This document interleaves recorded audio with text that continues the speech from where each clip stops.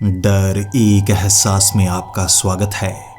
इस चैनल पर आपको सुनने को मिलती हैं डरावनी और सच्ची भूतिया कहानियाँ। अगर आपको ऐसी ही वीडियोस देखना पसंद है तो हमारे इस चैनल को सब्सक्राइब करना ना भूलें। तो अब बढ़ते हैं आज की कहानी की ओर।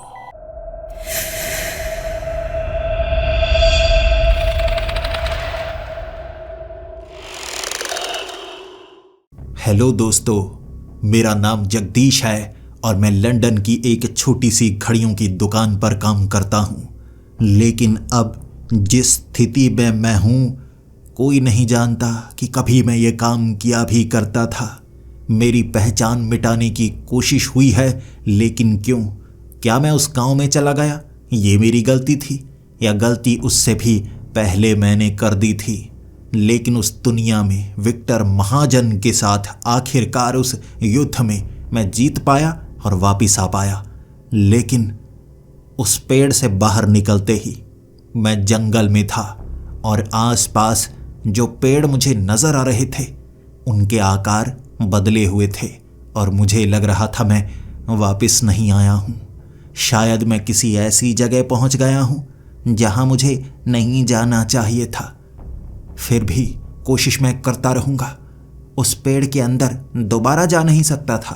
वो पेड़ गायब हो चुका था और विक्टर महाजन क्या अब भी वापस आ सकता है या नहीं, इस सवाल का जवाब तक मेरे पास नहीं था और ना ही मैं किसी से मदद मांग सकता था। एक ही इंसान था जो मेरी सच्चाई जानता था। उसे भी मैंने एक ऐसी दुनिया में फंसा दिया और उसने कुर्बानी दी है अपनी जिंदगी की मुझे बचाने के लिए। मैं यहाँ पर तो आ गया हूँ, लेकिन ये कैसी जगह है? ये कैसा जंगल है? क्या ये वही जंगल है जहाँ पर पेड़ के अंदर हम गए थे? अगर ये वही जंगल है तो वो शैतान यहाँ मौजूद क्यों नहीं? वो मुझे रोकना क्यों नहीं चाहता? क्या मुझे यहाँ से जल्दी बाहर निकल जाना चाहिए उसके आने से पहले? कई सवाल मेरे मन में घूमे जा रहे थे और जवाब मुझे बहुत जल्दी चाहिए था। जब आपके पास समय कम होता है तो दिमाग बहुत तेजी से चलने लगता है और यहीं पर आप गलती कर भी सकते हैं। मुझे लगा मुझे इस जंगल से सबसे पहले बाहर निकलना चाहिए, तो मैंने आगे की तरफ चलना शुरू कर दिया। जैसे जैसे उन पेड़ों से दूरी बनाने की कोशिश कर रहा था मुझे ऐसा लग रहा था कि मैं जंगल से बाहर निकल ही नहीं सकता। धीरे धीरे बड़े बड़े पेड़ों की जगह छोटे छोटे पौधों ने ले ली। ऐसा लग रहा था ये कोई खेत है, लेकिन उससे जैसे जैसे मैं आगे निकलता जा रहा मुझे लगता कि मैं घूम फिर कर वही आ रहा हूँ। जगह तो बिल्कुल वैसी ही है और जमीन पर बने हुए वैसे ही निशान, एक बड़ा पिरामिड और उसके बीच बनी हुई एक आंख। हर बार वही जगह मैं पहुंच रहा था, लेकिन बड़े पेड़ कभी पौधे बन जाते तो कभी एक खंडहर बन जाता। मैं एक ऐसे गांव में खड़ा था जो बिल्कुल खंडहर के समान था, लेकिन कुछ घरों की पहचान की मैंने। ये घर वैसे ही लग रहे थे जैसे गांव में मैं आया था, लेकिन पहले तो यहाँ पर गांव वाले मौजूद थे। लेकिन अब घरों की हालत कैसी हो चुकी है? पूरी तरह से खंडहर। ना कोई जानवर है, ना कोई पंछी है और ना ही इंसान। मुझे तो कोई नजर नहीं आ रहा। ऐसा सन्नाटा, ऐसा सन्नाटा। हर एक घर के अंदर जाकर मैंने चीजों को देखने की कोशिश की। चीजें गली सड़ी थी, पुरानी चीजें वहां पर पड़ी जैसे सैकड़ों साल बीत चुके हों और यहाँ पर कभी वो गांव हुआ करता था। अब ये हालत बन गई है। मुझे लगा क्या मैं सही समय में हूं? कहीं मैं भविष्य में तो नहीं आ गया? लेकिन ऐसा कैसे हो सकता है? उस पेड़ को कैसे इस्तेमाल करना है ये विक्टर को पता था और विक्टर ने जैसा जैसा बताया था हम दोनों ने वैसा वैसा किया और मैं भी इस तरह सही समय पर ही पहुंचना चाहिए था। लेकिन मैं उस जगह नहीं पहुंचा हूं तो क्या गलती की है? मैं देखना चाहता था, लेकिन यहां पर बात करने वाला कोई मिल नहीं रहा। फिर से उन खंडहरों से आगे बढ़ना मैंने शुरू कर दिया। मुझे लगा आगे कोई सड़क मिलेगी, कुछ ना कुछ तो मिलेगा। अगर समय में मैं आगे आ गया हूं, सब कुछ बर्बाद हो गया है। शहर में पहुंचकर उन इमारतों को देखकर सच्चाई का पता लग ही जाएगा। लेकिन कोई इंसान नहीं, कोई जानवर नहीं। मैं बस घने जंगल के बीच बार बार फंस जाता और घूमकर छोटे पौधों तक और उस गांव तक आता। लेकिन इन 3 जगहों से बाहर निकलना असंभव हो चुका था। मुझे डर लगने लगा था और भूख भी बहुत ज्यादा लगी हुई थी।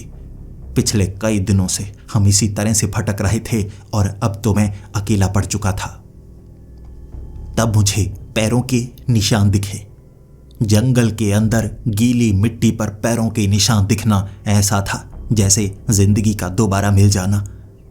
मैंने उन पैरों के निशान का पीछा करना शुरू कर दिया। किस तरफ जा रहे हैं? मैं उन पैरों के निशान के बिल्कुल साथ साथ चलने लगा। काफी समय बिता दिया, लेकिन वो पैरों के निशान कई जगह थोड़े धुंधले हो चुके थे। कई जगह थोड़ी थोड़ी बारिश हो रही थी तो कहीं पर बिल्कुल भी पानी नहीं था और पत्तियां भी पूरी तरह से सूखी हुई थी। मैं पैरों के निशान का पीछा करता गया और कई घंटे बीत गए। आखिर कोई इंसान ना तो बैठा ना रुका, बस चलता ही रहा। पैरों के निशान तो बिल्कुल ऐसा ही बयां कर रहे थे, लेकिन उन पैरों के निशान का पीछा करते करते एक चीज समझ में आ गई कि इस जंगल से मैं बाहर नहीं निकलने वाला और ना ही ये पैरों के निशान मुझे जंगल से बाहर निकालने के लिए हैं। तो ये कौन है जिसके पैरों के निशान मुझे यहां पर नजर आ रहे हैं? क्या ये वो समय वाला शैतान तो नहीं? तब मैं एक गांव को देख पाया।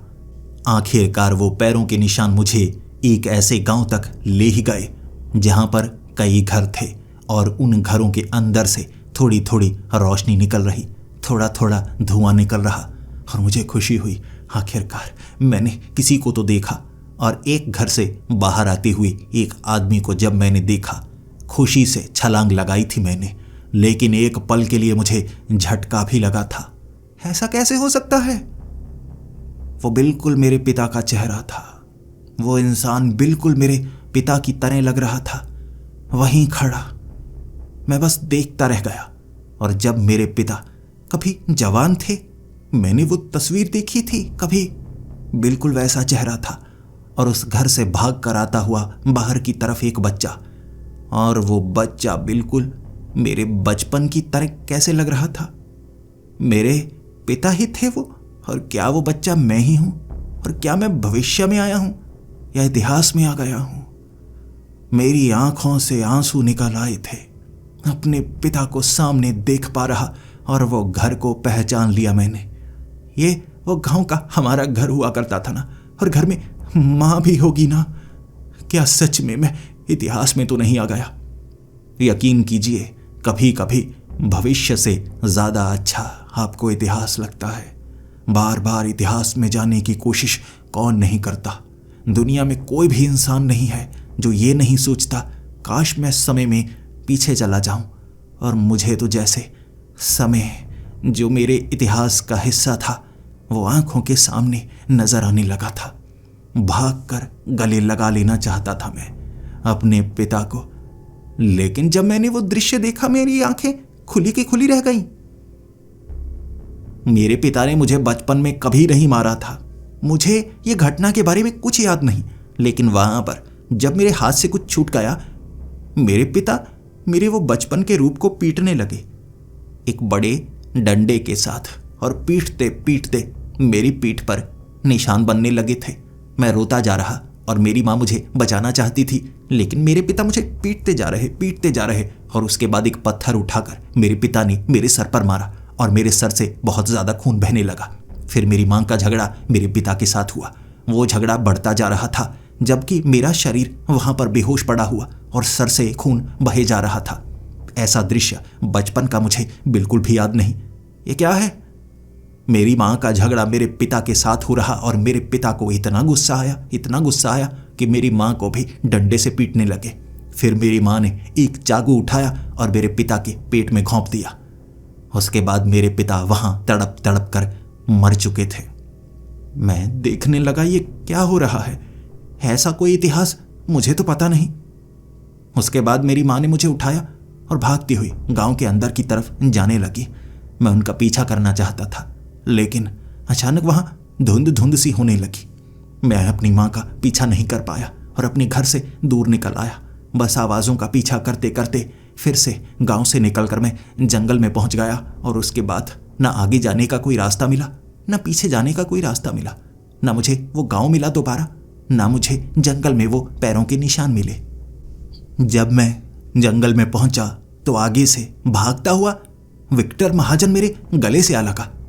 जगदीश, तुम यहाँ पहुंच गए? मुझे बहुत खुशी हुई। मैं बड़ी मुश्किल से निकल पाया हूँ। वहाँ से निकलने का मुझे रास्ता मिल गया। मैं बाकियों को वहाँ पर छोड़ आया। लेकिन चलो चलो मेरे साथ। इस जंगल से हमें बाहर निकलना होगा, वरना हमेशा के लिए कैद हो जाएंगे। चलो चलो। उसके बाद मैं विक्टर को देख रहा था। विक्टर वहाँ से कैसे निकल कर आ गया? वो आखिरी पेड़ था और उसी की तो वो सुरक्षा करने वाला था। विक्टर से मैं पूछ रहा था, लेकिन तभी मुझे आगे अजीब सा दृश्य नजर आया। सामने एक शैतान था, नर्क का वो शैतान जिससे युद्ध की बातें हमेशा विक्टर किया करता है। उसने एक बड़ी बाजू आगे की तरफ बढ़ाई और विक्टर को पकड़ लिया। विक्टर को जला रहा था वो शैतान, जबकि मैं कुछ कर नहीं पा रहा क्योंकि मुझे धक्का देकर पीछे गिरा दिया गया था और मैं उस पहाड़ी के ऊपर चढ़ नहीं पा रहा। जो पूरी पहाड़ी का हिस्सा वो शैतान बना हुआ, और उसने विक्टर को पकड़ा और उसके बाद उसके शरीर को जलाने लगा। विक्टर चीखे मार रहा था और वो शैतान कह रहा था, मेरे श्राप के कारण तुम्हें मारा तो नहीं जा सकता, लेकिन मैं तुम्हें तड़पा इतना ज्यादा सकता हूं कि तुम मौत के लिए भीख मांगोगे। तुम मरोगे नहीं, तड़पते रहोगे। नर्क में यही सजा होती है और तुम्हें कभी महसूस हुआ ही नहीं। तुम्हारा श्राप तुम्हारी एक सजा है। तुम मरोगे नहीं, तड़पते रहोगे, तड़पते रहोगे। अब मैं तुम्हें तड़पाना शुरू कर चुका हूं और अब मैं तुम्हें नर्क में ले जाऊंगा और नर्क से तुम कभी बाहर नहीं आ सकते। उसने विक्टर को पकड़ा और वो एक दरार बनाकर उस दरार में विक्टर को खींच कर ले गया और मैं विक्टर की मदद बिल्कुल भी नहीं कर पाया। मेरी आंखों से आंसू बहने लगे थे, लेकिन फिर मुझे लगा ये क्या हो गया है? क्या समय इतना बिगड़ गया है? समय रेखा में इतने बदलाव हो चुके हैं, जो घटनाएं हुई ही नहीं वो घटनाएं दिखाई दे रही हैं। तब मैं उस जंगल से बाहर निकलने के लिए आगे भागने लगा। मुझे आगे लंदन शहर की तरफ जाती हुई एक सड़क नजर आई। इस छोटी सी गली का इस्तेमाल मैं कई बार किया करता था, जो दो घरों के बिल्कुल बीच से निकलती थी। ज्यादातर तो वहां पर कबाड़ पड़ा होता था, लेकिन फिर भी रास्ते को छोटा करने के लिए मैं उस गली से निकल जाया करता था। फिर से वो गली मुझे नजर आ रही, लेकिन जंगल के बीच में वो गली कभी नहीं खुलती। जैसे ही गली को मैंने पार किया, आगे है हेनरी की वो घड़ियों वाली दुकान। मुझे अपनापन महसूस हुआ और बस सामने बैठे हेनरी को मैंने देखा। मैं भागकर हेनरी के पास जाना चाहता था। मुझे लगा मेरी किस्मत मुझे हेनरी के पास ले जा रही है, लेकिन जैसे ही हेनरी उठे और हॉल की तरफ गए, मैं दरवाजा खोलकर उनके पीछे जा रहा। मैं कह रहा, हेनरी मेरी मदद करो, देखो तुम्हें मुझे पहचानना ही होगा। लेकिन हेनरी ने गुस्से में पीछे जाकर सामान नीचे गिरा दिया। वो श्रापित बोतलें, वो मर्तबान जिससे निकले कई फटकते हुए वो प्रेत जो हमने कैद किए थे। हेनरी को उन्होंने नोचना शुरू कर दिया था और मुझे धक्का देकर उस दुकान से बाहर फेंक दिया गया। वो दुकान धू धू करके जल रही थी और हेनरी चीखे मार रहे। वो जितने भी प्रेत थे वो सब हंस रहे। धड़ जो था वो तो नीचे का हिस्सा दुकान के अंदर फंसा हुआ, उनके बाजू, उनका सर और छाती बाहर निकले थे एक खिड़की से, और वो इस तरह से जल रहे थे कि मांस पिघलकर गिरने लगा था। हेनरी को मरते हुए देखा मैंने। जैसे ही हेनरी को बाहर खींच रहा था मैं, उनकी लाश थी, बेहद गर्म थी और मेरे हाथ भी जलने लगे थे। उसके बाद वो काले रंग का शैतान हंसता हुआ मुझे वहां नजर आया और कहने लगा, मेरे पास समय है, मैं कुछ भी कर सकता हूं। मेरे पास ऐसा समय है कि मैं तुम्हें बदलना चाहता हूं, तुम्हारे पूरे इतिहास को बदल दूंगा। मैं यहां पर तुम्हें भी बना सकता हूं कि तुमने हेनरी को मारा, मैं तुमसे हेनरी को मरवा सकता हूं, तुमसे तुम्हारे परिवार को मरवा सकता हूं, तुम्हारा इतिहास ऐसा कर सकता हूं कि तुमसे सब घिन करें। यह सब कुछ मेरे हाथ में है और तुम अपने इतिहास के वो दृश्य देख सकते हो। तुम्हारा तो इतिहास भी बदला जा चुका है। अब तुम्हारी हैसियत खत्म कर दूंगा। कभी तुम मौजूद भी हुआ करते थे, वो सब खत्म कर दूंगा, तुम्हारा वजूद नहीं रहेगा। तभी मेरा ध्यान हेनरी की तरफ पड़ा। उनके शरीर के कपड़े भी जल चुके थे, लेकिन कंधे के ऊपर एक निशान, दाईं तरफ बना हुआ वो निशान जो हर बार मुझे भ्रम दिया करता था। मैं कई बार हंसते खेलते हेनरी को एक तरफ हाथ लगाया करता था और वो हमेशा कहा करते थे, अरे यहाँ पर तो चोट लगी है ना। मुझे कभी याद ही नहीं रहता। मैं हमेशा सोचा करता था कि चोट दूसरी तरफ लगी है, और मुझे भ्रम होता तो मैं उस तरफ हाथ मार ही देता, ये सोचकर कि चोट तो दूसरी तरफ है। अब भी मुझे चोट उस तरफ नजर आ रही थी जिस तरफ थी ही नहीं। यानी ये सब मेरी यादें हैं, ना कि सच्चाई। ना तो इतिहास में बदलाव हो रहा है, ना भविष्य में बदलाव हो रहा है। ये मेरी यादों से बदलाव किए जा रहे हैं, मुझे अंदर से तोड़ने के लिए। और वो शैतान हंसते हुए कह रहा था, अपनी हार कबूल कर लो, तुम्हें बख्श दिया जाएगा, और मेरे साथ काम करो, बहुत कुछ बदल सकते हैं हम। और मैंने हंसते हुए उस शैतान से कहा था, बड़े चालाक हो, तुम्हें क्या लगता है इतनी आसानी से मुझे फंसा सकते हो? ये हेनरी है ही नहीं, ये सिर्फ एक भ्रम है, और वो मैं बड़ी आसानी से पकड़ सकता हूं। मेरा इतिहास ही नहीं बदला गया, जो घट गया है उसमें तुम इतनी आसानी से ऐसा बदलाव नहीं कर सकते। छोटे बदलाव कर सकते हो, वरना तुम मुझे तो बचपन में ही मार देते। यह काम तुमने क्यों नहीं किया? सिर्फ इतिहास को छेड़छाड़ करके थोड़ा सा बदला, जिससे भविष्य में बड़ा बदलाव आए। एक बार के लिए वो घबराया था, और मैं उसकी तरफ बढ़ने लगा और कहने लगा, अब तुम डर क्यों रहे हो? मुझे करीब आने दो, तुम्हें तो किसी का डर नहीं, तुम तो इतिहास मिटा सकते हो। डर क्यों रहे हो? भाग क्यों रहे हो? मैंने उसके पीछे भागना शुरू कर दिया। लंदन की उन सड़कों पर मैं भाग रहा जहां गाड़ियां काफी तेज चल रही थी, और एक गली से जब वो निकला, मैं फिर से उसके पीछे पीछे जंगल के उस हिस्से में आ चुका था। मैंने तो अब बिना सोचे उसके पीछे भागना शुरू कर दिया था, लेकिन वो ज्यादा तेज आगे भी नहीं निकल पा रहा। मुझे समझ में आ गया, उसकी एक कमजोरी है। भले ही वो समय में जितनी भी छेड़छाड़ कर पाए, लेकिन खुद का शरीर एक समय में ही रखता है, और हम अगर उसका पीछा करें तो उसे पकड़ सकते हैं। बस मैं उसे पकड़ना चाहता था, इसीलिए वो जंगल में आगे आगे और मैं पीछे पीछे। वो मुझे भ्रम दिखा रहा था, और भ्रम और सच्चाई में मुझे साफ फर्क पता लगने लगा, क्योंकि वो घबराने लगा था। इस तरह वो अपने शरीर को निकाल कर एक अलग समय में लेकर गया, जब हम जंगल के एक छोर से निकलकर एक शहर में पहुंच गए। एक ऐसा सर्द शहर जहां पर वो आगे भाग निकला, लेकिन वहां पर जमी हुई कई लाशें देखी मैंने। जैसे कई लोग जब सड़क पर चल रहे हों, अचानक इतनी ठंड आ गई कि वो सड़क पर चलते चलते ही जम गए। वहां कई गाड़ियां थीं, कई स्टोर थे, कई दुकानें थीं, बहुत सारी चीजें थी, और गिरे हुए कई पंछी जो कि जमे पड़े थे। मैं एक ऐसे हिस्से में था, या ऐसे समय में था, जहां हर चीज जम चुकी थी, या कहें समय भी जम चुका था, और इधर उधर झांकने लगा। और मैं जानता था, चाहे वो जो भी कर ले, इतनी आसानी से एक समय से दूसरे समय में नहीं जा सकता। आसपास की हर चीज उसके साथ चलती है, बस मुझसे दूरी बनाने की कोशिश करेगा, और ऐसा मैं उसे करने नहीं दूंगा। उसकी ताकत उसके आसपास रहेगी, और जब तक ऐसी किसी जगह पर मैं हूं, यानी उसके करीब ही हूं, बस उसे पकड़ना था मुझे। और इस बात का पता उसे भी लग गया कि मैं उसे ढूंढ रहा हूं, किसी चीज से डर नहीं रहा हूं। फिर उसने भागना शुरू किया, और एक गली से जब वो बाहर निकला, मैं भी उसके पीछे पीछे।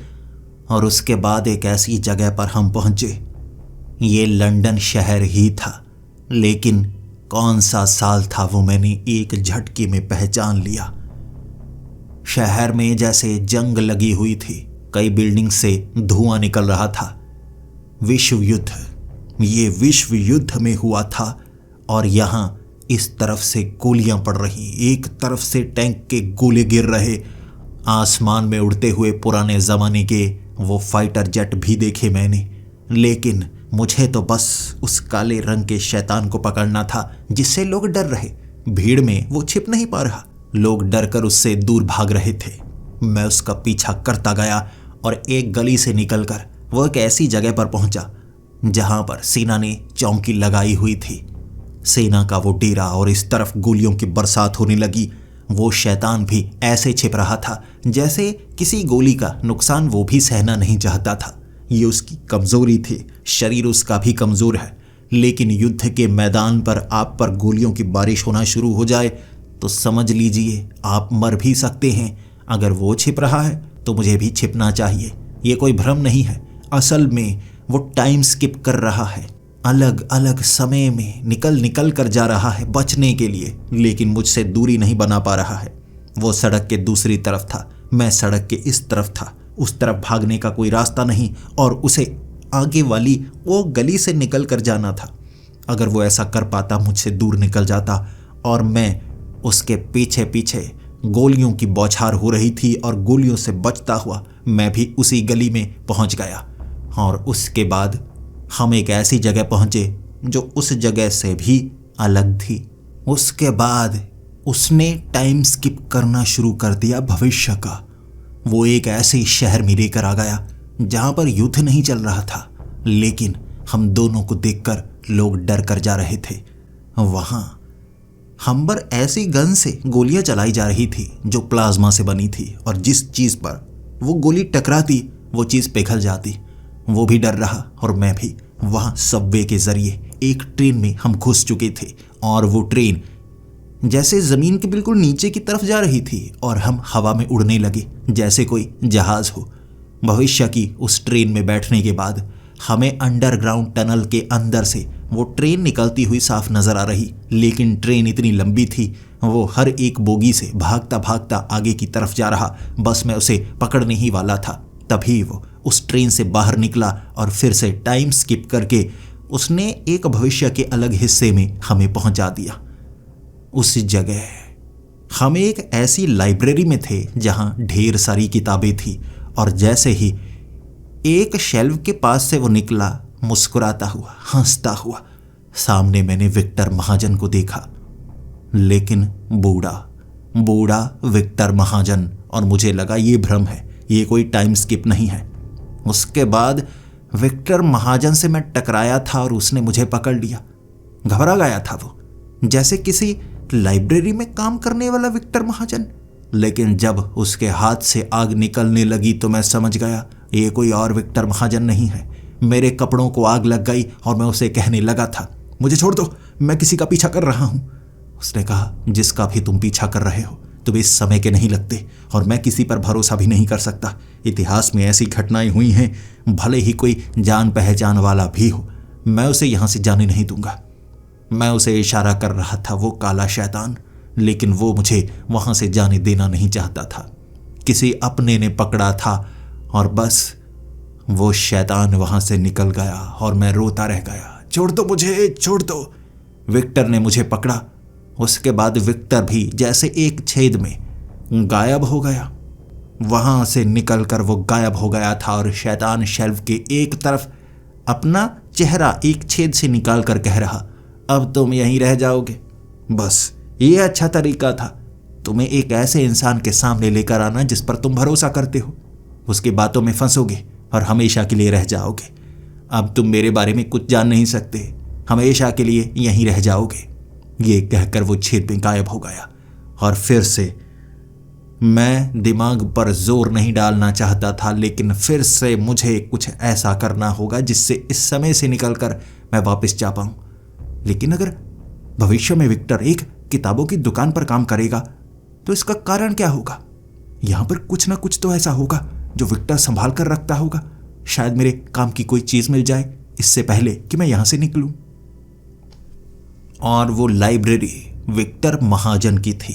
भविष्य में वो काफी अमीर होने वाला है कि अपनी पूरी लाइब्रेरी बनाएगा। यहां पर कुछ ऐसा भी रखा होगा जो मेरे काम का होगा। कई किताबें खंगाली मैंने, और सच में आगे वाली शेल्फ में, जैसे कि वो हमेशा रखता है, आसान जगह पर चीजें, ताकि कोई भी उसे आसानी से ढूंढ पाए। आगे रखी वो किताब जिसे विक्टर महाजन ने लिखा था मेरे काम की निकली, और उस किताब को खोलते ही मुझे वो चीज़ जानने को मिली जो मेरे काम की थी। भविष्य की ज़्यादा घटनाएं मैं याद नहीं करना चाहता था, उन पन्नों को मैं पढ़ना नहीं चाहता था, क्योंकि अगर आप हर एक पन्ने को पढ़ेंगे तो इतिहास में जाके बदलाव कर देंगे और भविष्य ऐसा होगा ही नहीं, जिससे एक ऐसा टाइम वोर्टेक्स बनेगा कि आपकी समय रेखा को दबा दिया जाएगा और आपका अस्तित्व गायब हो जाएगा। इसीलिए कोई भी भविष्य से इतिहास में जाकर अपने पूर्वजों को मार नहीं सकता, क्योंकि इससे टाइम वॉर्टेक्स उसके वजूद को खत्म कर देगा। इसमें मैंने समय के उस शैतान की जानकारी ढूंढी। जानकारी मुझे मिलना कोई बुरी बात नहीं है, और उसमें साफ था वो शैतान जिससे विक्टर महाजन ने इतिहास में कभी लड़ाई की थी, वो कोई साधारण समय का शैतान नहीं था। वो टाइम पैरासाइट था। पैरासाइट जो किसी के शरीर को अपनाकर जीवित रहता है, उसे ऊर्जा उससे मिलती है, उसे पैरासाइट कहते हैं। और जो समय को खाकर जिंदा रहे, उसके अंदर अपना जीवन बनाए, वो है टाइम पैरासाइट। वो समय को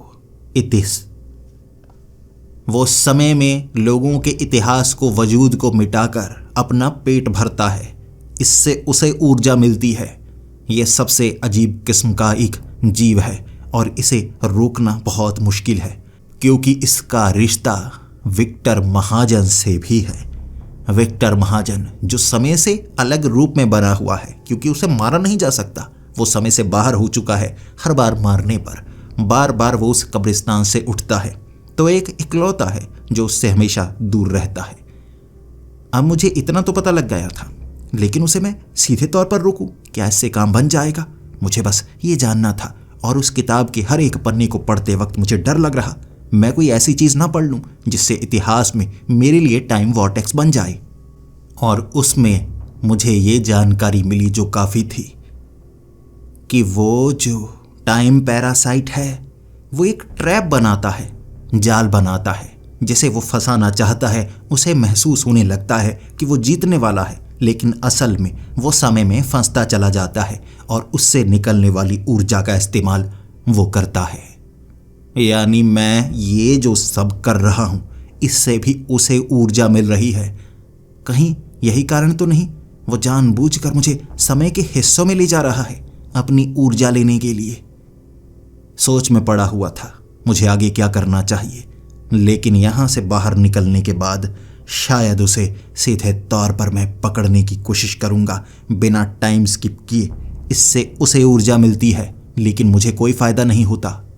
उस किताब से मुझे एक बात का पता लगा, समय को चलाने के लिए उसे एक कोर भी बनाना पड़ता होगा, जहां से वो खुद को एग्जिस्टेंस में रखता है।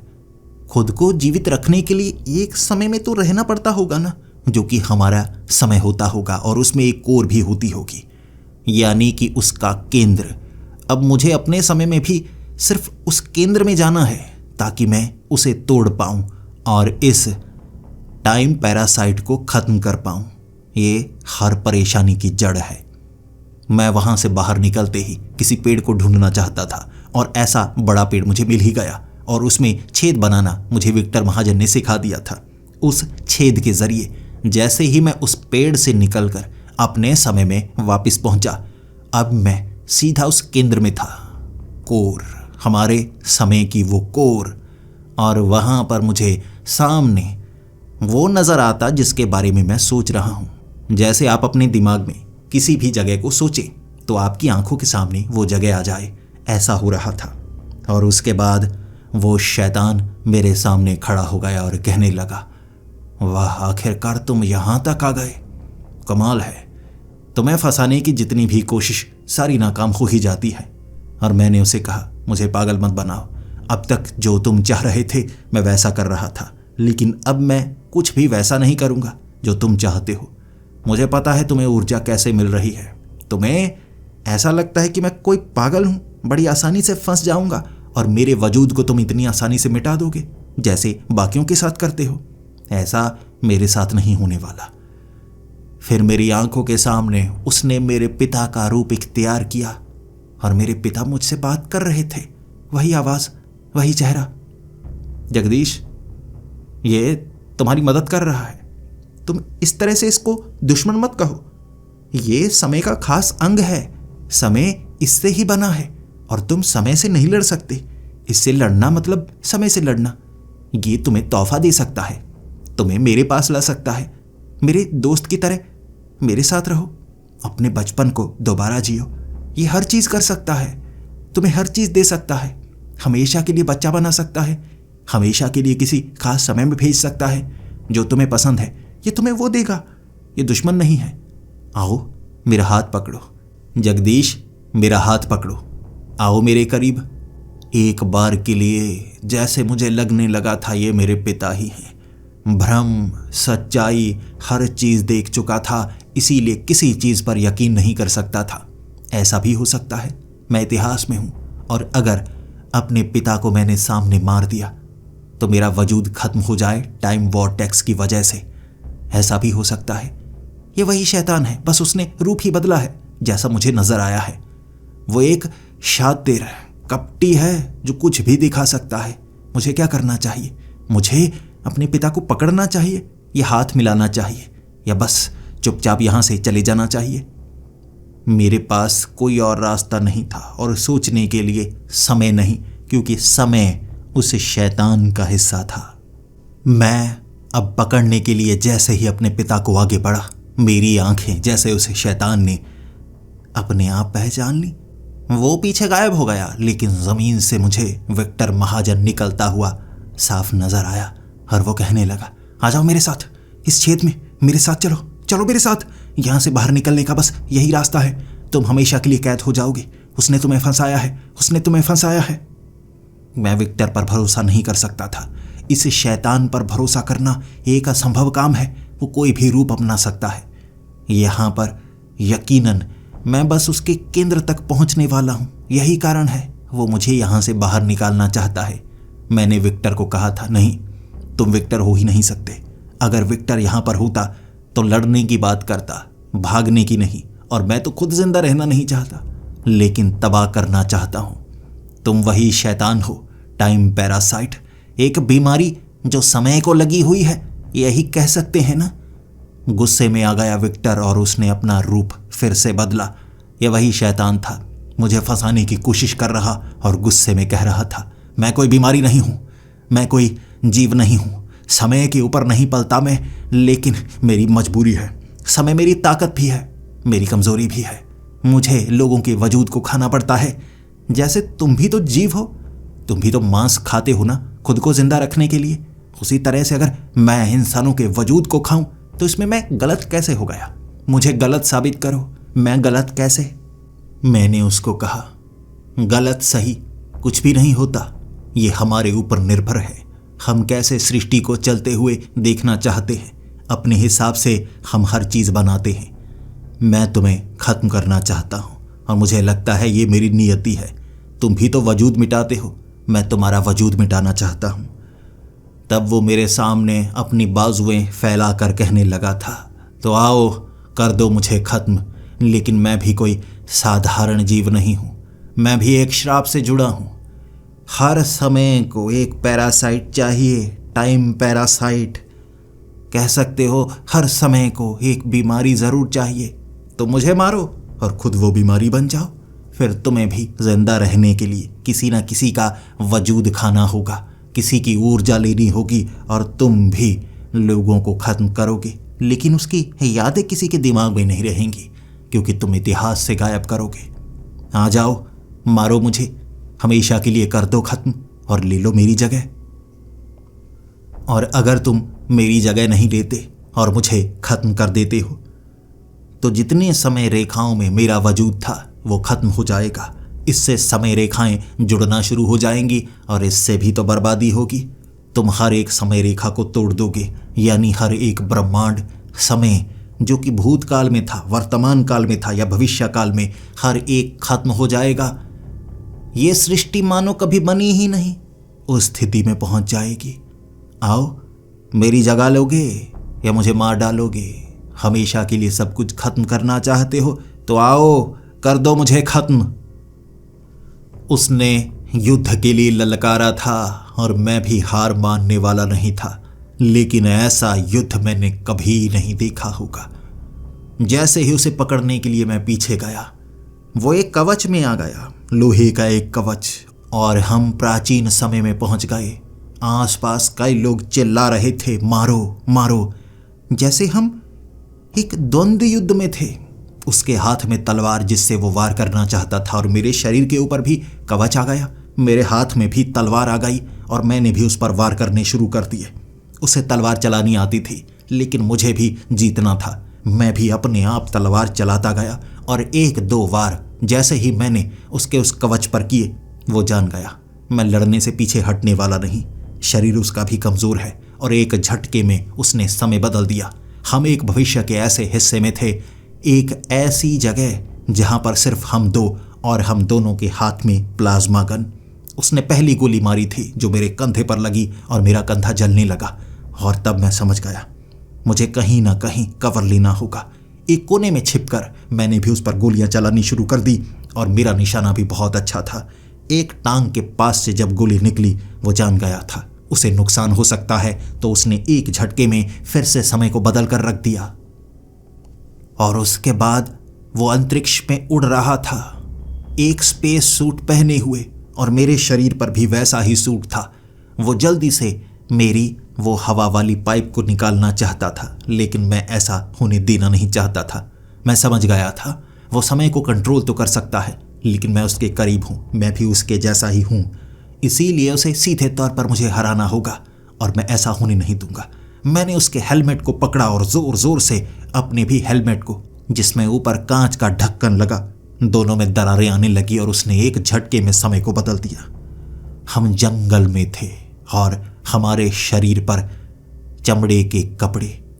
पुरातन समय में हम पहुंच गए और दोनों के हाथ में भाले लकड़ी के, और उसने मेरे कंधे पर फिर से वार किया। मैं बच गया। इस बार मेरा वार उसके पैर पर हो ही गया। भले ही छलांगे लगाकर वो बच रहा था, लेकिन पैर में जैसे ही भाला घुसा, उसकी चीख ने बयां कर दिया कि वो अब जीत नहीं सकता। लेकिन फिर से उसने टाइम स्किप किया और एक ऐसी जगह पर आ गया जहां पर उसे लग रहा था वो जीत सकता है। समंदर के बिल्कुल बीच, ना मैं सांस ले पा रहा ना वो, और पानी में हम एक दूसरे को गला दबाकर मार देना चाहते थे। मैं भी उस पर हावी हो रहा, लेकिन वो जानबूझकर बार बार समय बदलकर वहां से भी निकलना चाहता था। कभी मुझे सांस आती तो फिर से मैं पानी में पहुंच जाता, फिर से सांस आती, मैं फिर से पानी में, और एक झटके में उसने समंदर से निकालकर मुझे एक और अलग जगह पर पहुंचा दिया। ठंडी बर्फ में मोटे कपड़े पहने हम पत्थरों से एक दूसरे के सर को फोड़ देना चाहते थे, लेकिन जैसे ही वो हारने वाला होता वो समय बदल देता। समझ गया था वो अलग अलग जगह ले जा रहा है। जहां पर मैं कमजोर हो जाऊं वो जीतने वाला होगा, वहां पर वो मुझे मारेगा। मुझे बस उससे लड़ते रहना है, लड़ते रहना है बिना हारे। और फिर उसने मुझे अखाड़े में पहुंचा दिया। शरीर पर उसने भी तेल मला हुआ था और मैंने भी। और तब हंसकर कहने लगा, अब आखिरी बार, आ जाओ आखिरी बार, शरीर की ताकत देखते हैं तो मुझे मार पाते हो या नहीं। फिर क्या था वो मल्ल युद्ध, और वो खत्म होने का नाम नहीं ले रहा। मैं दाव पेच लगा रहा था, उसे नीचे पटक रहा था, उसकी नाक से खून बहने लगा। चोट मुझे भी लग रही, लेकिन वो समय नहीं बदल रहा था। इस बार वो समय को बदलना नहीं चाहता था। मैंने उस पर कई वार किए और अंततः उसे पकड़कर नीचे गिरा ही दिया। मैं मुक्कों की बारिश करता गया, उसके चेहरे के ऊपर करता गया। खून से सन गया था उसका चेहरा, और एक तरफ से लकड़ी का वो हिस्सा मैंने उठाया और उसकी छाती में मैं घोंप देना चाहता था। लेकिन तभी मुझे भविष्य का एक दृश्य नजर आया, जैसे भविष्य को मैं एक झलक में देख पाया। इसके बाद क्या होगा अगर मैंने इसे मार डाला? तो जिस जगह ये है, इसके सिंहासन पर मैं बैठ जाऊंगा और मैं बन जाऊंगा टाइम पैरासाइट, समय की ऐसी बीमारी जिसे लोगों के वजूद को मिटाना ही होगा जिंदा रहने के लिए। मैंने वो लकड़ी का हिस्सा एक तरफ गिराया और वो नीचे लेटा हुआ हंसता हुआ कह रहा था, तो मुझे नहीं मार पाओगे। मेरा सिंहासन, मेरी कुर्सी कोई आसान काम नहीं है ये। तुम्हें क्या पता मुझे क्या क्या देखना पड़ता है। मेरी ताकत सिर्फ वरदान नहीं, एक श्राप भी है। हाँ, मैं हूं समय की बीमारी, समय को लगा हुआ एक ऐसा कीड़ा जो समय से ही जीवित रहता है। लेकिन जीव तो अलग अलग है ना इस सृष्टि में बने हुए। तुम भी तो इंसान हो, मैं भी उसी तरह एक अलग जीव हूं। मार डालो, बन जाओ मेरे जैसे। ऐसा कई बार हुआ है, और तुम मुझे भी आजाद कर दोगे। शायद ये काम मैं खुद करवाना चाहता था। शायद मुझे भी आजादी चाहिए ऐसी जिंदगी से। क्या हुआ, मुझे मार क्यों नहीं पा रहे? हिम्मत नहीं है, हिम्मत नहीं है तुम में? शायद अब सच जानने का वक्त भी आ गया है। देखना चाहते हो मुझे? देखना चाहते हो मेरा असली रूप? वो शैतान ने एक रूप बनाया था। वो चेहरा पहचाना पहचाना सा लग रहा था। वो बिल्कुल मेरे जैसा रूप था। नीचे लेटा हुआ, हंसता हुआ, मेरा बूढ़ा शरीर। और वो कहने लगा, तुम हमेशा अपना ही पीछा कर रहे थे। तुम समझ ही नहीं पा रहे थे, ये तुम्हारा भविष्य है। तुम इसी से जुड़े हो। हमेशा से तुम यही थे, तुम यही रहोगे। बस समय आने पर तुम्हें यहां पर लाना था मुझे। अब अपना सिंहासन संभालो। मैं बूढ़ा हो गया हूं, मेरे जाने का समय है। मैं तुम ही हूं, तुम्हारी ही परछाई, तुम्हारा ही काम कर रहा था और समय में उसी हिस्से में तुम्हें भी ले आया। मैं तुम ही हूं। मैं ना तो उसे मारना चाहता था, ना ही उसे जिंदा रहने देना चाहता था। इसीलिए उसे पकड़कर उसका गला घोंटना शुरू कर दिया और मुझे मेरा भविष्य नजर आने लगा। उसका सिंहासन, टाइम पैरासाइट मेरी आंखों के सामने घूम रहा और इससे मुझे एक ताकत भी मिल रही थी। मैं देख सकता था समय की हर रेखा को, इस भूल भुलैया को जो समय के मिलने से बन रही है। अलग दिशाएं जो इतिहास को भी दिखा रही हैं, भविष्य को भी दिखा रही हैं, और जैसे इनमें एक अलग जुड़ाव बन रहा है। उसका गला घोंटते घोंटते मुझे वो ताकत मिल रही थी और उसमें एक रास्ता मुझे साफ नजर आ रहा था। वहां पर मैंने विक्टर महाजन को भी देखा, जो उसी दुनिया में था और मुझे देख पा रहा था। मैंने कहा था विक्टर को, विक्टर, मुझे कुर्बानी देनी होगी। ना तो तुम कभी बच पाओगे, ना मैं बच पाऊंगा, ना ये दुनिया। मुझे इसे संभालना होगा। ये मेरे ही भविष्य का रूप है, एक अलग समय रेखा, जब मैं कोई इतना बुरा बन जाऊंगा कि ये टाइम पैरासाइट मैं बनूंगा। मैं हमेशा से यही बनूंगा। तब मुझे विक्टर ने कहा था, नहीं, मुझे ये जगह लेने दो, मुझे ये जगह लेने दो। अब तुम्हारे पास वो ताकत आ रही है, मुझे ले आओ वहां, मुझे ले आओ। मैं उसे मारूंगा, वैसे भी मैं कभी नहीं मरने वाला। मुझे वो जगह लेने दो, मुझे वो जगह लेने दो। मैंने विक्टर को कहा था, नहीं, मुझे एक रास्ता और नजर आ रहा है, लेकिन वो रास्ता आसान नहीं है। घोंट दिया था गला मैंने उसका। वो शैतान अंतिम सांसें लेते हुए समय में घुल गया और मैं भी समय के उन हिस्सों में टाइम पैरासाइट की वो ताकत को अपने शरीर के अंदर महसूस कर पा रहा था, जैसे मैं उसका अंश था। लेकिन एक रास्ता जो मुझे नजर आया था, मैं किसी को बता तक नहीं सकता था। मैं जैसे ही आंखें खोल रहा था, मैंने देखा जगदीश, जगदीश, जगदीश, मैं विक्टर।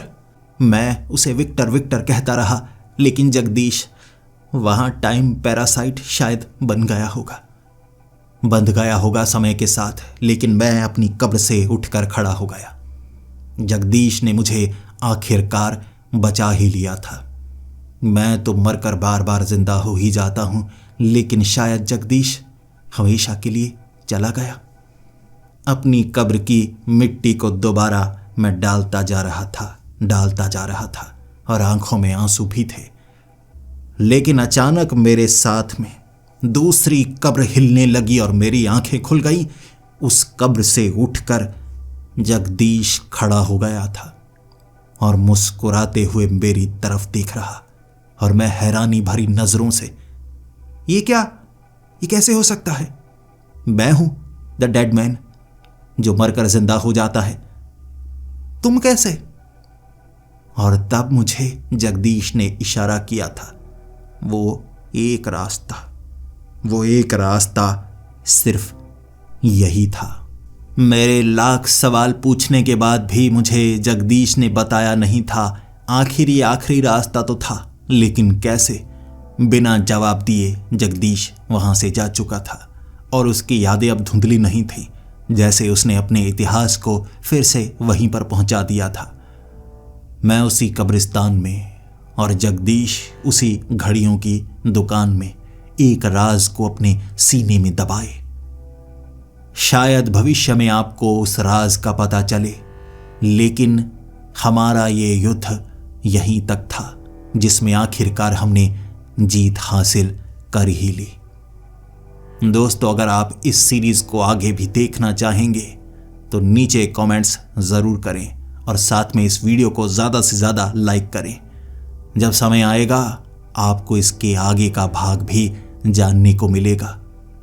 तब तक के लिए डरते रहें।